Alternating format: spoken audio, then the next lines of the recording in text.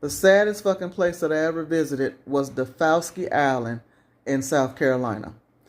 This island housed West African slaves. I think they were called Gullah people.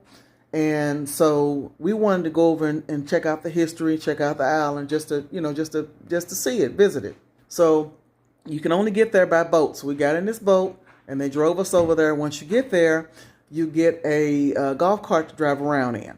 So we got our golf cart and they gave us a map, they got gift shops and, distillery, wine tastings. They got all this stuff all over the island.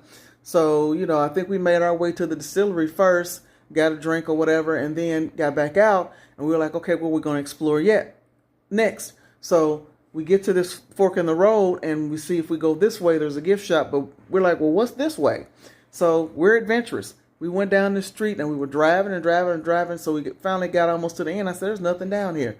So we were turning the golf cart around. Keep in mind, all these roads are dirt roads.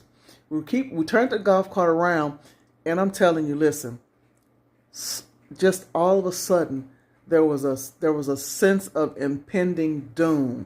There was a sense of depression and sadness and fear and just, it just hit us like, we were like, what in the hell? It just hit us real deep. Like it hit us real deep. My vibration is so fucking high that thing climbed in my spirit and it just sat there. So I'm driving, trying to get out of there. Golf cart only goes so fast. As we're driving, there's huge gust of wind, but it didn't blow directly at us on the golf cart. It was on the right side and the left side of us. And on the right side and left side of us were cornfields. And the corn was blowing violently. So we're riding and I'm sitting there and my heart is like pounding out my chest because I'm feeling like somebody is walking alongside us. Like they're looking at us and trying to follow us with that wind and that corn going in that direction. So we got back out to the main road and we're driving away and I'm sitting there and I'm looking at her and I'm like, I know you felt that shit. She was like, yeah, I did. I felt it. Like we felt that shit. So we went to different gift shops and different stuff on the island, but it just never, I never received peace being over there after we experienced that. And it fucked with me. I don't know how to say it. It fucked with my mind. So an hour before it gets dark, you have to leave.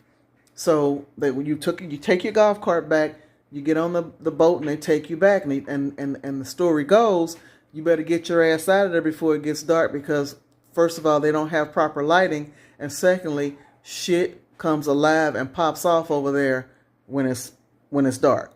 And what was interesting is that there are people living on this island. Some of the people that live on this island are ancestors to the West African slave, the Gullah people who were originally there. So if you want to read some shit that'll make the hair stand up on the back of your neck, go and look at Defowski Island, South Carolina. I'm putting the spelling down. It's spelled like this right here. Check it out.